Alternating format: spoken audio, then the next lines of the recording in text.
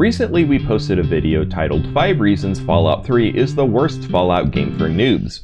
To say it was divisive among our small but growing community would be putting it mildly. The simple fact of the matter is that there are two sides to every story, and while we are sticking to our guns on this one, it's worth mentioning that there are a number of valid arguments to the contrary. The only way to grow and strengthen any argument is to hear and lend consideration to opposing viewpoints. That's why today we're going to try sitting on the other side of the fence so we can look to uncover some things that make Fallout 3 a great introductory title for a Fallout noob. So with no more gilding the lily, buffing the cog? Oh no, that's not right. Anyway, I'm Gray, you're watching Gray Gaming, and today we're playing Devil's Advocate by showing you 5 reasons Fallout 3 is a great game for Fallout noobs. Oh, and just like last time, there are spoilers to a 14-year-old game. Not sure why some people insist I put these in here.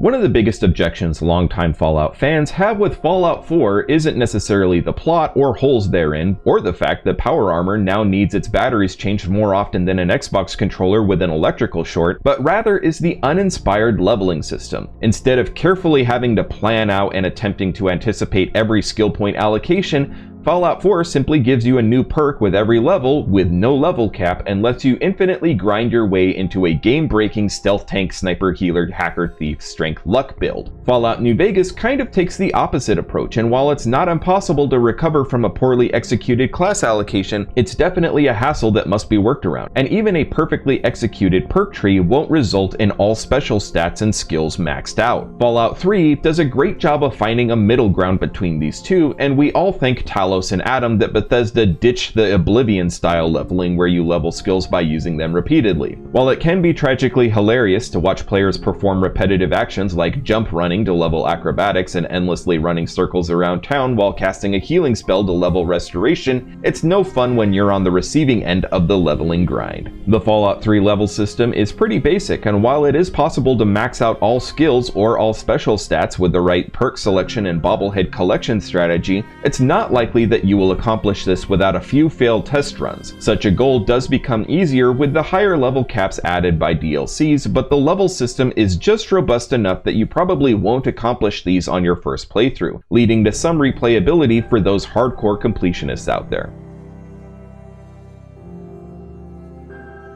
I'm not gonna lie, I was a pretty hardcore Skyrim nerd when it first launched. I loved it, mostly because I loved Oblivion, and Skyrim was Oblivion with better graphics, dragons, arrows to the knee, and a kick-ass main theme. But that fascination quickly turned to ire when I discovered that half the quests I was doing were Radiant quests, semi-random objectives with semi-random locations, and the instant I was sent back to the same cave to kill the same damn bear, I knew I had been lied to in a way that only Todd Howard could get away with. Fallout 4 fans have Preston Garvey to thank for being an anthropomorphic symbol to focus its hatred against, as he takes Radiant quests and thrusts them on you for the most heinous of crimes, standing too close to him. At least in Skyrim, you had to be dumb enough to ask for Radiant quests, but even if you just make the mistake of listening to Radio Freedom on your Pip-Boy, you can once again find yourself destined for yet another settlement that needs your help. Thankfully, that sort of hour-padding nonsense is pretty much absent from Fallout 3. Sure, there are a number of NPCs throughout the base game that need scrap metal, and others may ask for an endless supply of teddy bears or cameras, but these Radiant fetch quests are pretty much innocuous, as they don't keep an entry in your quest log open, don't have set destinations you have to go to, deadlines, and don't claim to add more value to the game than an easy source of side income, stim packs, or even additional XP. If Radiant quests aren't your bag, then Fallout 3 might just be right up your alley. Just in case you didn't yet know this about me, I love The Witcher, and even had a Witcher Let's Play series on this channel until it went 4 months on the channel with 1 view, and that was just a spam bot posting crap in the comments. Failed YouTube projects aside, the Witcher games are all awesome, but one thing that is a major hurdle with all of them is learning how to play the freaking games. The Witcher 1 has a strange and out-of-place rhythm-based combat system, and the ability to switch between a top-down isometric view and more traditional over-the-shoulder third-person view couldn't quite figure out what kind of game it wanted to be, and pass that confusion onto you! Thank Veopatis, The Witcher 2 stuck to the OTS RPG game, but added in a lot of mechanics that almost nobody used, like knife throwing, magic signs, and a very robust crafting system that compelled you to break into every house you find just so you could steal the firewood out of the hearth and dirty rags out of the clothes hamper. The Witcher 3 dialed all these up to 11 and also took the dickish step of giving you a gorgeous open world just begging to be explored, only to fill it with beef gates, sadistically overleveled enemies that can kill you instantly unless you spend days in the forest killing birds. More to the point of this channel's main theme and this video's thesis, Fallout games also include all of these elements I've just talked about. Game mechanics that aren't very well explained, crafting systems that are robust but ultimately too convoluted to use for any but the most hardcore gamer, and areas filled with OP enemies that force you to stay clear of certain areas of the map if you value your life. Save point, checkpoint. You know what I mean. Thankfully, for the most part, Fallout 3 really doesn't do this too egregiously. There are still some places you'll want to spend some time exploring and getting to know before you venture too far from Vault 101, but even unseasoned players won't have too much trouble reaching Rivet City, Tenpenny Tower, or even Little Lamplight for the first time, even without significant level ups. In our last video, we spent a pretty decent amount of time complaining about all the sameness and emptiness in Fallout 3, but at least we were fair by adding that there are some interesting things to see in Fallout 3. You never really know what you're going to find around the next corner. Whether you find yourself being abducted by aliens, visiting a city built in the rusted out remains of an aircraft carrier, standing safely under a vibrant green, there we go. Vibrant green canopy of trees and foliage, or setting up a radio antenna on what's left of the Washington Monument, Fallout 3 is filled with unique locations. Some of the best fun that can be had in Fallout 3 is visiting locations that actually exist in the real world and comparing and contrasting their in-game appearance and histories with our own reality. Whether we're visiting Arlington National Cemetery or the Lincoln Memorial, the game does a fantastic job of faithfully recreating real-life locations, then tearing them down and letting the player choose whether or not to try and piece together what happened. Before we get to number 5 on this list, if you've made it this far in the video, please consider dropping a like and subscribing. Viewer engagement is a useful metric to help us determine the types of content our viewers are interested in. Hitting that notification bell will also let you know every time we upload new content on this channel. Also, we have a Patreon now, so if you're interested in helping contribute to better quality content, please consider becoming a patron. Thank you, and now on to number 5.